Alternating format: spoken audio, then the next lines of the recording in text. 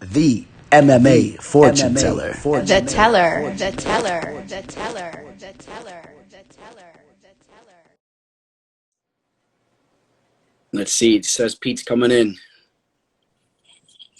What's up, Pete? Yo, what's going on, brother? Chilling, man. How you doing? Good, dude. Just getting home from training. Oh, good stuff. Good stuff. Can I ask you, is my audio okay? Because last time I did one of these, my audio was a little messed up. All No, right. you sound good, dude. As long as I have an echo? No, you sound perfect. Cool. Right on. Good stuff, man. Good stuff, man. So for everybody tuning in, Slippery Pete is in the house. Peter Barrett. What up, guys? Yeah, man. So as we see, man, you're getting in a little bit of a late night training over here, finishing up around 8. Yeah, I mean, Wednesday. Yeah, I guess I'm finishing late. Usually, sometimes like team training doesn't even start until 8 on Monday, so I'm used to being out late. But Yeah. this is actually an early night. Gosh, yeah, that's fight time anyway, right? You know, Yeah. it's around this time, so yeah, good stuff, man. So yeah, man, I just want to get a chance to get to know you a little bit better. You know, starting kind of from the beginning of not necessarily just your fight career, but you know, the beginning of time for Slippery Pete, and you know what Right got you into the fight game. You know, did you start off with some traditional type of training when you were a young buck? Were you fighting since, you know, a young age, or is this something that you fell into later on in life? So I guess like it started wrestling in high school. I think that would be like the base to everything. You know, that's kind of what like getting into mixed martial arts reminded me of competing in high school, and like I fell in love with that, and once I found that again, like I held on to it, and this is what it's continued into. Good stuff. Yeah, man. A lot of people would agree that wrestling base is the best thing, you know, for fighting in the cage, but also building that discipline, right? Building that discipline and that work ethic. So that's good stuff there, man. Yeah, most definitely. Good stuff. So a lot of people know your story, man. You know, you really burst on the scene with Dana White's Contender series. You know, was that something that when that show started to progress, was that something that you were eyeing, you know, fighting on, or were you aiming just to jump straight in the UFC, or did you foresee yourself fighting on Dana White's Contender series? As it became, as it developed, it became a very possible avenue. Um, because like I think Mikey Rodriguez got signed off the first season, so like we saw it right away. A local kid getting picked up off of it. I actually went and like sat cage side and saw a couple of the first events in the first season. So like it was pretty real. It was pretty cool, and you know I just continued doing my thing, and then when the Ultimate Fighter, we talked about it, but I lost my first fight right before they did that undefeated season, so that came Mhm. off the radar, unfortunately. And like timing wise, it wouldn't like that's when shit really started hitting the fan for me in my personal life. So maybe it was a blessing in disguise that it didn't happen back then too. So who knows? But it, by any means necessary was really like what I was willing and what I've been willing to do to get to this level. So. Just get there and keep grinding. So yeah, it turned into the possible avenue, and that's what we did. Yeah. You know, I do want to run it back a little bit, even prior to that too. You know, one thing I thought that was cool that I wanted to talk to you about, or I don't know if I should necessarily say cool, but something that we could shed light on. I think, you know, it's always good to help other people out there and whatnot. You know, some of the darker times in your life. Could you let us know, you know, what fighting was to you as far as shedding some light in some of the darker times in your life? You know, having fighting there. Yeah, most definitely. So you know, quick recap: 2017. Um, we'll start with my first loss. It was a very inconvenient loss. You can go back and watch it. I'm not pointing fingers. I'm not blaming anyone else. It was a very controversial loss. Uh, very early stoppage. So I'm dealing with my first loss. I'm like, what the fuck? This is kind of weird. I'm kind of seeing, how did this happen to me? How did this happen for me? And I was trying to take it in stride with like, all right, well, I lost my first fight. I got to experience this. I guess I'd rather experience it now before I got into the UFC. So I don't, experience my first loss and wonder if it was all like, a mistake or whatever. I'm dealing with it and I'm moving on. I think that's April or May, and then and my little brother passed away in July. So it was like I was going from losing my first fight trying to put that back together. And, people might think that like that's pretty superficial, but to go on the winning spree that I went on and in the fashion that I did it, where, MMA since I went pro has pretty much been like the center focus of my life. Like everything's been around this. Like once I got into it and I said, this is what I want to do, I've been putting everything and all my energy and all my funds towards this. This has been my life for the past decade. And, um, that'll rock you. It make you wonder if, like the imposter syndrome, like that's something that people deal with. Like, was it just by chance that I got to 8-0? Was it just by chance that I was, like one of the top kids in New England? Am I really as good as I think I am? But, that's like an internal battle. So that's like that. Then my brother, and then my brother in July, he overdosed on fentanyl, an accidental overdose on fentanyl. And then in September, my dad had a heart attack, So it was like, and I was the one that found him, you know what I mean? To boot, like my brother called me, he was like, hey, nobody's heard from Dad. Will you go stop by his apartment and see what's up? Like, it wasn't out of character for my dad to kind of like disappear. He was dealing with his own demons, but not disappear, but just like not stay in touch with us. So it was my job to go check in on him.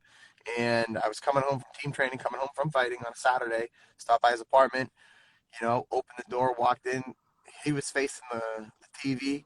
I'm yelling, Dad, what's up? What are you doing? And I go to shake him. And I can still feel how cold his arm was when I grabbed him. And like, that'll fuck you up too, And my dad had a heart attack, clearly, within 24 hours of me finding him. But, things happen in threes, you know what I'm saying? And it humbled me. It put me to my knees. It drove me to some really dark places. And, there was a lot of self-medication. There was a lot of drinking. There was a lot of, overindulging with the cannabis. I mean, I was trying to escape and feel good. And, that whole process is like it's a very slippery slope. You know what I mean? Like you numb out for a little bit and then it comes back worse the next day. And, I was really good at hiding it and showing up to training and getting everybody believing that I was doing the right things, but I wasn't. And I was showing up, but I wasn't, committed to myself on the back end when people weren't paying attention to me. So it really by refocusing on fighting, I was able to pull myself out of this shithole that I had created for myself, by means of therapy, leaning on my mom, on my family, on my girlfriend. There was a big support system. My brother, he really advocated to me about getting, therapy and finding someone to talk to. And, that's a process in itself. And then that's a daunting process in itself. You know what I mean? Like you got to find someone that you don't know that you're going to trust enough to open up to without even having a good read of who they are before you get to know them really, and expect them to be able to help you with your problems. Like that's pretty scary for a lot of people, and a lot of people don't have the balls to do it, but it's a necessary step. You know what I mean? Yeah. You got to get the help. And for me, by having fighting, I was doing a really good job hiding my depression everywhere in my life except for fighting. That's where it was manifesting. That's where, on fight night, I was doubting everything. I was putting the work in, I was showing up, I was doing the work. But when it came to fight night, I knew what I was doing on the backside of that candle when I was burning it from the other end. And that's where my demons just became so present. And I was losing fights that I shouldn't have lost. I remember a couple fights, them closing the door and me being like, well, let's see how this goes. What the fuck? What am I doing here? You are not ready to be in this situation right now, but within fighting, setting goals, talking to a therapist, putting one foot in front of another, doing a lot of, personal work, showing up, making all my training sessions, not skipping it, not no shortcuts, doing everything the right way. I was able to focus on goals, put myself back together with some help. And I would say I'm a, much better, stronger person for it. But for me, I had something physical in the sense of my fighting career. And I can go to the gym and do work and see results in the way that I perform. Not everybody has that, but maybe for some people that's getting out of the house 3 days a week and going for a walk, otherwise just to get out to get some sun. And I know that. Like for me, when I was in the shit, like I'd be lucky if I got out of bed before noon. You know, I could still go to all my night training, but maybe I'm staying into bed till 12 noon. You know what I mean? And I'm just rushing everything at the end of the day. So, you know, there's a way that you can do it within reason of however it applies to you, you know? So like for me, sometimes it was making sure that I was getting out of bed and getting out of my house and scheduling a morning training session to make sure I'm not letting myself slip into those negative patterns again, you know? So like schedule my strength and conditioning at 8 a.m. to make sure I'm getting out of bed, to make sure I'm going to bed on time, to make sure I'm not burning the candle, to make sure there's no room, you know? And like I had to make the decision that I can't use alcohol as a crutch and expect to perform and succeed in what I'm doing. It's Mm-hmm. just not going to happen, Yeah. you know? So, you know, some people might not have the discipline to make that decision. Some people might need a program. Um, that wasn't something that resonated with me and I didn't ascribe to it. So I'm not saying that that's not a good plan either. I'm just saying that wasn't mine. But, you know, I had to deal with the emotions and stop running from them. And it's just through hard work, goal setting, and tracking your goals so you can look back and see what you've done to say, all right, well, I'm having a tough day today, but if I look back at the last 7 days, I did all these things fantastically and I did them great and I showed up and I was there and I helped other people while I was there. So like having little things like that to structure into your regimen to remind you of what you're doing that's good, you know what I mean, is like really helpful too. So like there's a million tricks to the trade, but like just finding Yeah. little things to keep yourself going. And for me, it was through fighting, and you know, it was my fight with Zach DiSabatino. It was my last fight with Cage Oh, of all the sorry, Pete, personal you work broke that up I there. was doing with my therapist, and it really gave me an opportunity to get in there, have fun, stay light on my mind, you know, fight from a place of enjoyment and fun because this is what I love to do. Whereas before, like I've fought in anger, I've fought in fear, I've fought in rage. Like some of my fights I blacked out and it wasn't because I was concussed. It was because that's where I went to go do what I had to do, you know, and I wouldn't recommend, like, I know a lot of people that still do that and are able to do that successfully. But like for me, it's a much more enjoyable process to go in there to have a good time because I'm going to enjoy what I do. And this is what I do every day. Yeah. Yeah. I could You know what I imagine mean? that. And, you know, So, bringing up the fact of like, you know, drinking while you're training and whatnot, you know, as a professional, I'll just say this much, even just messing around in the gym, you know, messing around and you want to be in shape, you know what I mean? You're sparring with dudes or you're rolling on the mats. You know, I remember when I was younger, you know, I was in, I don't know if I tough life, but you know, I was a young guy. I drink a lot when I was a young guy. And, mm-hmm.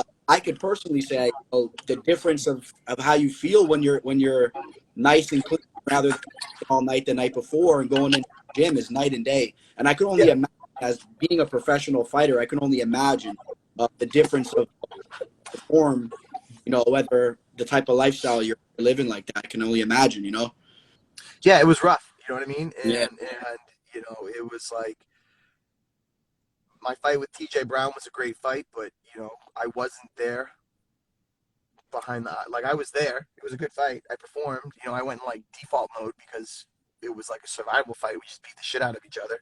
But you know, I would love to see that fight on a clear mind. You know, with a Yeah. good camp. You know, the fight after that with Conor Barry. You know, I was checked out going into that fight. No excuse as to why I lost the fight. He performed the way he was supposed to perform. I'm not slighting that by any means. I'm just saying, for me, I was, you know, I was spiraling, you know, for that one. And that was another fight. The door clicked, and I'm like, the fuck am I even doing in here right now? I'm like, Yeah. here we go. This is what I do. I Mm-hmm. got to go perform, you know, and And that's just, bring up that Zach DiSabatino fight. The next fight after that, I mean, you get a first round knockout, and you said that was a yeah. fight. You know, you were in the right mindset going into that fight, right? Mm-hmm. I mean, I was smiling the whole time. Yeah. People were trying to talk shit to me when I was in the cage. I turned around and I said, "Shh, you're gonna Yeah. see what's gonna happen." And I'm smiling the whole time, you know. And it was Yeah. like I was that's the closest I've ever been to flow if I've ever been in the flow state Mm. that I can remember. You know what I mean? Like I was having a blast the whole Yeah. time. Can Even with the fight against saying even the Contender fight. That's what I Went want to. grueling, and I'm smiling in between the rounds. I'm like, fuck, this is a blast. This is what I live for. This is what I've Yeah. been doing. Like, yeah, we get punched and yeah, you can get hurt, but like I can't control that. I can just control how I perform. So like let's enjoy it while we're there. Yeah. And speaking of the Sang-hoon Yo fight, that fight, so going into that fight, you felt you were in the right state of mind, man. So you felt very prepared for that fight going into it? Yeah, but here's the thing, right? When you fight it, well, that season when we fought on the Contender, they had all the cues for when they sent people out to the cage was off of what they saw on the intro.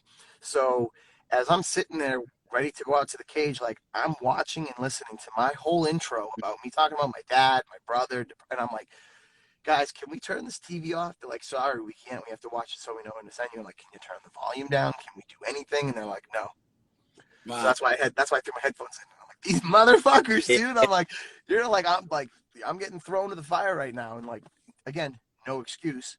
But like, I'm revisiting all those emotions before I'm going in there to perform. And it's like, shit happens, man. And you got to deal with it. And I was like, I came out of like the beginning of that fight, I was kind of like really tense and apprehensive. And then I like kind of shook it off after that first onslaught, you know, but like, that was why like my emotions were high. Like I was in like fight or flight. Like I just revisited all of that shit before I got in there. Like I wasn't prepared for that by any means.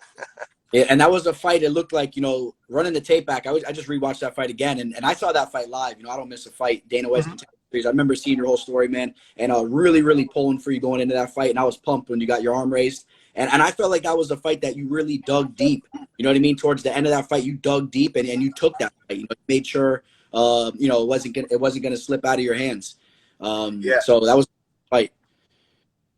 That And he was a fucking monster. He was huge. Like weigh-ins, he didn't look big, bro. It looked like someone stuck him with a pump and pumped him back up after weigh-ins before he got in that cage. And I was like, that's not the kid I weighed in against. That is crazy. He must have been like $185 by the time he got in there. Yeah, he was a solid fighter. Even now, you know, even after taking that loss to you, I know he bounced back. He got a victory. You know, he was a solid fighter. That was a nice feather, you know, in your cap. So you get that victory, you get the UFC contract. You know, can we talk a little bit about your last two fights? Maybe, you know, going into that Yusuf Zalal fight, a very, very talented fighter. You know, going into that fight, I thought, you know, that was a decently close match. You know, how did you feel about that fight?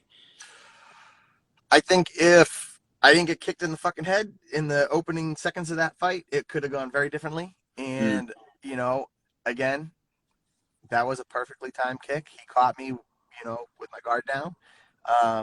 But, you know, if me and him fight 10 times, I'm beating him eight or nine of those times. That was a beautiful kick, you know, which just kind of like shocked me, you know what I mean? And I was trying to shake that the rest of the fight, and I just couldn't build momentum. And he ran, and I chased him, and he ran, and I chased him. I didn't cut him off, and I didn't, you know, remember to cut the ring. I was kind of just like, I just got kicked in the head. I'm like, you know, I hat off to him for that kick. But like, had that kick not landed, again, in hindsight, I see that fight going very differently. Yeah, I can see. There was a few times where I landed on that motherfucker, and he was like, "Oh no, I'm not hanging around for this." Yeah.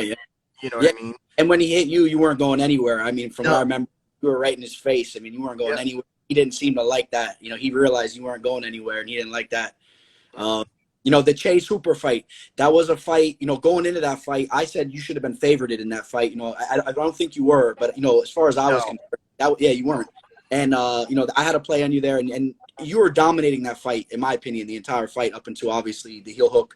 That has to be tough. I mean, can you kind of just put us in the mindset, like, you know, you're in control of the fight. I'm sure you were game planning to avoid, you know, one of his strengths and that, but as people know, man, it's a lot easier said than done when you got a guy like Hooper going after your ankles and your legs. You know, the dude's a motherfucking world champion jiu-jitsu player. You know what I mean? Like that's his thing. You know what I'm saying? Like, he's not a good striker, he's not a good kicker, he's not a good puncher. Motherfucker will snatch your legs, and he will take them by any means necessary. Yeah. And we knew that. And I mean, I was with Joe 2 to 3 times a week, working leg stuff, playing foot Yeah. blocks, playing, where to go in this position, where to go in that position. If he's got if I can hold on to a hand, eat punches. What happened in the second round? I held on to a hand and I ate fucking punches because we talked Yeah. about it. Eat the punch. Do not let him have that ankle, because if he gets your ankle, it's over. If he gets your heel, Yeah. it's over. You know what I mean? Do Yeah. not let him get that heel. So what did I do? I was headbutting punches. Fuck it. If he's going to hit me, he's going to hit me on the top of Yeah. my head in the hardest spot. Maybe he'll break his hand. Who fucking knows? I've had Yeah. people break their hand on my head before in training, so I know it's possible to happen. So punch me right there. Go Yeah. for it, buddy. Joe Rogan even was like, if he's going to get hit, that's the place for him to get hit. So, he tried to throw an elbow, and I was like, all right, we got to get out of this position. So we were able to transition from there. But, we went over the positions. I was familiar with the positions. I tried to scoot my hips, and in the process of thinking scoot my hips, I let go of his hand. He snatched that fucking heel, and he went for it. I moved, and then he readjusted, and he really pulled for it. And he actually did a lot of damage to my leg at the end of the first round too. So Mm. we ended up in that same position, and right before the bell, he actually got a pretty good bite on there, and sat back with it. And that's why I didn't sit down between the rounds. In between the Oh, first and okay. second round, I didn't sit down at all, because I was afraid that if I sat down and I took pressure off my leg, that I wasn't going to be able to stand up and use it again. Ah. So I was like, nope, no stool. If I sit down and I can't straighten my leg back out, I'm screwed. Yeah. Yeah. You know what I mean? So Yeah. But let me ask you this. So in the third round, just curious of your mindset, right? From what I remember, I think I had you up 2-0, or at least if I forget if oh I yeah, think I was up 2-0, right? Yeah. So going into that third round, I mean, did it ever cross your mind maybe, which I'm not saying I would think this is the right state of mind, but did it ever cross your mind maybe slow things down, cruise into the decision? Or a lot of people love that killer mindset. You had that killer mindset. You were going in there for a finish. You were going to close the distance. What's going through your mind at that stage when you're up? I mean, we crew Mark was like, hey, listen, keep this in mind. You've already lost the fight. It's very important that you win this fight. And I looked at him and I'm like, I understand that, but let's focus on this right now. And he's like, no, I'm telling you this because we need to focus on this right now, because you need to win this fight. You're up 2-0.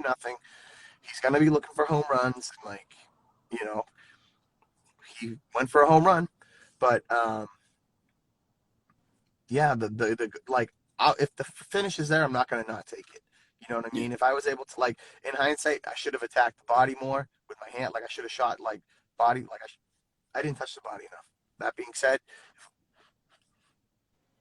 if I had seen the opportunity to knock him out, I would have taken it. But the game plan was to go out there and just stuff him with the jab and keep him on his heels. Mm-hmm. And look Got for you. that low leg kick. And what I should have done, again, hindsight, it's 50-50. I should have.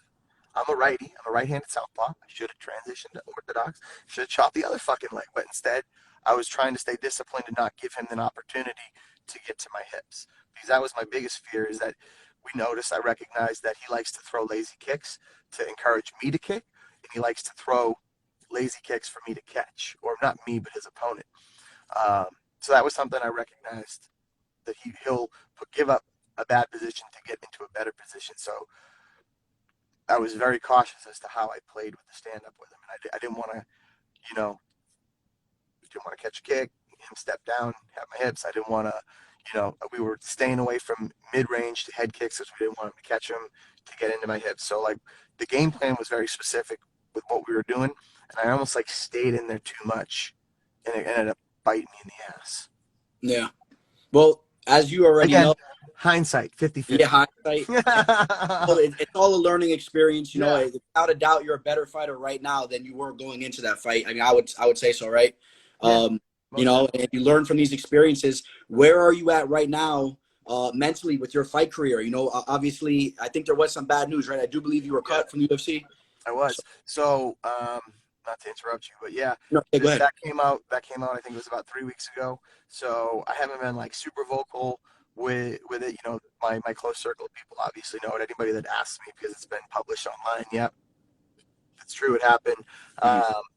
What I'm focusing on right now is just getting my knee healthy. They said put together a win streak, we'll get you another fight. So kind of not a spoiler, but like Cage Titans is putting together some things behind the scenes to put an event on again here soon in the next month or two. Yeah. And my knee is going to be healthy enough to go compete.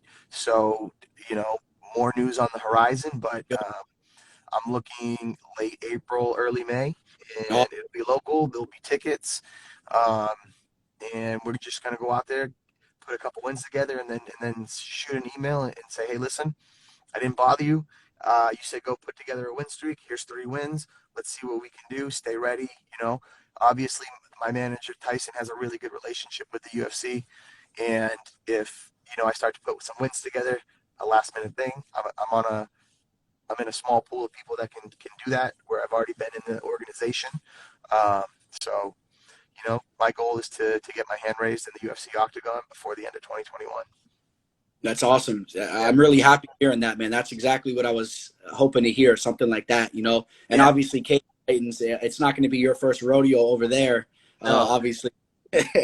No. So I'm happy. So, yeah, that's good stuff there, man. So we're going to be looking forward to seeing you string off some W's. And but you're set to go back to the UFC. But is that how you feel? I mean, there's other promotions out there, but the UFC is the cream of the crop, right? I mean.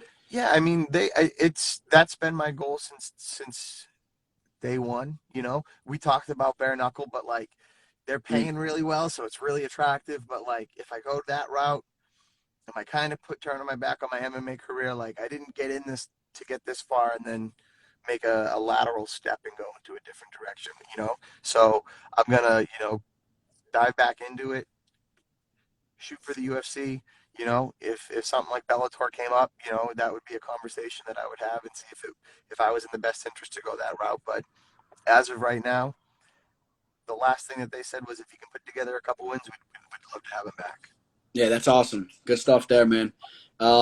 Let's see. If you don't mind, I'm going to ask you a couple of quick questions. You can answer these, with one word or just a quick response, all right? Word? What do you prefer, a knockout or submission? Knockout. Knockout. Your favorite submission to pull off? We're talking MMA, so like a good head Any. triangle, head and arm. But if I'm in a gi, bow and arrow all day. The bow and arrow. There we go. Favorite city in the world to fight in? You can fight in any city. Where do you want to fight? Tokyo. I've already fought in Las Vegas. Tokyo would be dope. It would suck to travel there, but I mean, shit, it would be dope. Singapore would be cool. But like I would love to fight in a country that had like a deep admiration for this for combat sports. You know what I mean? The U.S. is like too not watered down, but they don't have the same appreciation. They only like you if you're winning over here. Over there, they respect you for doing it. Yeah, exactly. And we've heard a lot of the legends, that have fought over in Asia and in the States and whatnot, compare the different experiences, right? And some of them, they say it's amazing fighting over there. It's quiet. They know every little move and transition. They know what you're trying to do. That would be a cool experience, right? How about this? Your best post-fight meal, best cheat meal or post-fight meal? So lately, it's been Pizzeria Regina's in the North End in Boston. Like last time, my girl picked me up at the airport with 2 pizzas in the car and a 30 of High Life, and we just ate the pizza on the way home and then cracked the beers when we got here. Yeah. Get me thirsty over here. Let's see. First job you ever had? Washing dishes for my dad. No, probably like peeling shrimp for my dad in one of his kitchens. Oh, okay, there we go. I come from a restaurant family. Yeah. All right, last one for you. If you could fight any celebrity in the world, or what celebrity would you most want to punch in the face or drag him in the octagon and give him a beating? Like, fuck, who could I, like the ultimate fuck this guy? Like, yeah. Or it could be in a good sense too, just as a joke, whatever. Or maybe even a guy you admire, you know what I mean? Maybe like a Brad Pitt in Fight Club, you know what I mean? Yeah. I'd rather fight Ed Norton. I think he'd be tougher than Brad Pitt. Yeah, man. There we go. That route. But like, fuck it. I'd want to fight Abe Lincoln. That dude was a bare knuckle boxer back in the day. Or how about John Sullivan? That dude was a fucking maniac too. He was a local hero too. Legend. But, I bet he had good reach on him, right? I'm sure Abe had a good reach. Just gotta attack the hips. Yeah. Let's see. We got a question for you here in the fan. Do you have Irish heritage? Completely, almost 100%. Western European for sure. Yeah. Good stuff. I'm a quarter Irish myself. Yeah, I know there's a lot of Irish fellas from your area over there, right? Yeah. Oh, Yeah. yeah. It's, Yeah. we have like, it's weird. The South Shore of Boston has more Irish than Ireland, maybe people of Irish heritage. There's more Yeah. people of Irish heritage here in this area of Massachusetts than there is in all of Ireland. Yeah. You know what I mean? I believe it. Yeah. Yeah. Yeah. My Irish grandpa, he lived in New York, so not too far from you guys, but he was a real Irish guy, full blooded. Yeah, man. Well, I really appreciate you giving us, your time, and I'm excited now, to kind of see the route you're going right now, because I'm excited to see you get things going, get back to the UFC. Yeah. I really believe you're one of the fighters that a lot of guys gravitate towards. You know what I mean? You kind of have an admirable type of personality. For some reason, a lot of people gravitate towards you. So I think no matter what route you go, there's going to be big things on the horizon. And yeah, I want to give you the mic. If there's anything you want to tell to the fans that are going to watch this now or later when I upload this, anything you want to let the fans know, any message you want to send out there. Yeah. So real quick, I'm going to be launching a website soon, and there'll be a full merch store. I'm going to clear out all my old inventory, and then we're going to be launching a couple new shirts. Obviously, new shirts with every fight. But keep an eye out for that. Jump on me on Instagram. That's where I'm most active. It's fairly interesting. Yeah, I'm biased, but I do my research. I wear my tinfoil hat, and I love every minute of it. I find it amusing. So if you want to drink a little bit of that tea, jump on that as well. And then if you are struggling, just reach out for help. That's what it was. My mom said go get help. My girlfriend said go get help. My brother said go get help. I wasn't comfortable talking to any of them about what was going on between my ears. So, I did my research. I found a therapist that resonated with me. I wanted to make sure I went to a therapist, not to like a shrink. I didn't want someone that was going to give me medication. I wanted someone that was going to try to find a modality that worked for me, and it was visualization, goal setting, positive self-talk, and a whole lot of other things. But just get help. That's the first step, and it's the best thing that I've done. It's the best thing that I've done in a long time, because who the hell would know who knows what dark alleyway or what hole I'd be in right now if I didn't put my shit together. Because as devoted as I can be to fighting, I can be devoted to being a shithead with the same intensity, and that's I think everybody has that inside of them. So you gotta grab that, nip that in the bud if you're getting out of control. Yeah, that's a great message right there, man. I would say that's one of the best closing thoughts I've ever heard doing my interviews in the last year. So that's a great message, man. I'm sure that will resonate with a lot of people out there. I hope so. During these times, you know what I mean? During COVID and all this crazy times, man. Life's been crazy, right? So, great message, man. Thanks for having me on, bro. Yeah, man. Hey, anytime you ever want to chat, man, it's an honor for me to sit here and chat with you. Obviously, one of the best fighters in the world. Anyone that's fighting in the UFC or fighting, the way that you are, you're one of the best fighters in the world. So I mean, it's an honor for me. I appreciate it. Thank you. Yeah, man. All right. Thanks for coming on, man. And you have a all right, brother. You too, Bill. All right. Peace. Bye. See, man, good stuff there, man. Peter Barrett, Slippery Pete. I enjoyed that, man. Yeah, that's a guy, ever since I got familiar with him on Dana White's Contender series, I've been following his career very closely. And, yeah, man, I'm excited to see what's next for him. It seems like it may be a fight over in Cage Titans towards the beginning of this year. And, hopefully he could just string off maybe 1 or 2 wins and get back to the UFC. I know he mentioned maybe 3, but let's see, maybe he goes in there, he gets 2 exciting finishes or whatnot, and the UFC's calling him. If things were back to normal and they were doing events over by Boston in that area, I wouldn't be surprised in the least bit if they threw Slippery Pete on the card over there. So good stuff over there. I hope you guys enjoyed that. The MMA fortune teller. The teller.